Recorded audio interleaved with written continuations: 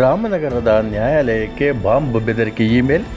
ಓಡಿ ಬಂದ ಸಾರ್ವಜನಿಕರು, ನ್ಯಾಯಾಧೀಶರು ಮತ್ತು ವಕೀಲರು.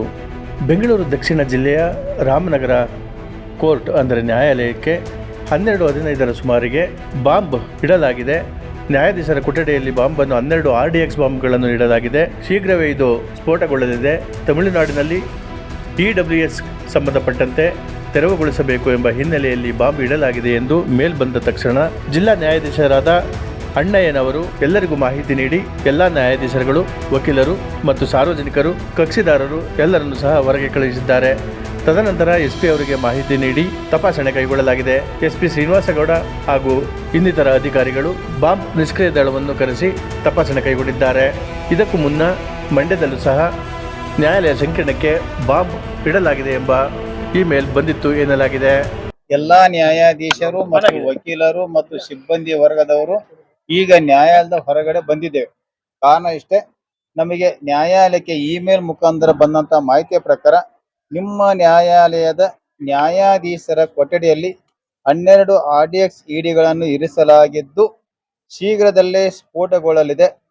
ತಮಿಳುನಾಡಲ್ಲಿ EWS ರಿಸರ್ವೇಶನ್ ಅನುಷ್ಠಾನವನ್ನು ತಡೆಯಿರಿ.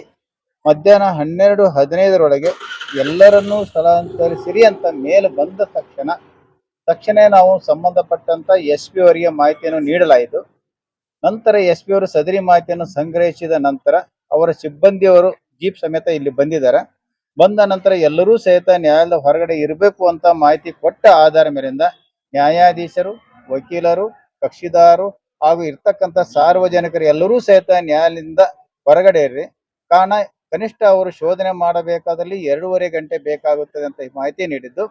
ಅದೇ ಪ್ರಕಾರ ಮಂಡ್ಯದಿಂದಲೂ ಸಹಿತ ಸ್ಕ್ವಾಡ್ ಅನ್ನು ನಾವು ತರಿಸಿ ಸೂಕ್ಷ್ಮವಾಗಿ ಎಲ್ಲಾ ಚೇಂಬರ್ ಅನ್ನು ನಾವು ಪರಿಶೀಲನೆ ಮಾಡಬೇಕಾಗಿದೆ ಅಂತ ಮಾಹಿತಿ ನೀಡಿದ ಪ್ರಕಾರ ಒಬ್ಬ ಜಿಲ್ಲಾ ನ್ಯಾಯಾಧೀಶರಾಗಿ ನಾನು ಎಲ್ಲಾ ವಕೀಲರಿಗೂ ಮತ್ತು ಕಕ್ಷಿದಾರಿಗೂ, ನಮ್ಮ ನ್ಯಾಯಾಧೀಶ ಸಿಬ್ಬಂದಿ ವರ್ಗದವರಿಗೂ ಎಲ್ಲರಿಗೂ ಸಹಿತ ಮಾಹಿತಿ ನೀಡಿದ್ದೇನೆ. ಅದಕ್ಕೋಸ್ಕರವಾಗಿ ತಕ್ಷಣ ಎಲ್ಲರೂ ನ್ಯಾಯಾಲಯದ ಹೊರಗಡೆ ಬಂದು ನಿಂತಿದ್ದೇವೆ ಅಂತಕ್ಕಂಥ ಮಾಹಿತಿಯನ್ನ ಈ ಸಂದರ್ಭ ನಾನು ಹೇಳಕ್ಕೆ ಇಷ್ಟಪಡ್ತೇನೆ. ಕರುನಾಡು ಟೈಮ್ಸ್ ಚಾನೆಲ್ನಲ್ಲಿ ಸುದ್ದಿ ಮತ್ತು ಜಾಹೀರಾತು ನೀಡಲು ಈ ನಂಬರ್ಗೆ ಕರೆ ಮಾಡಿ.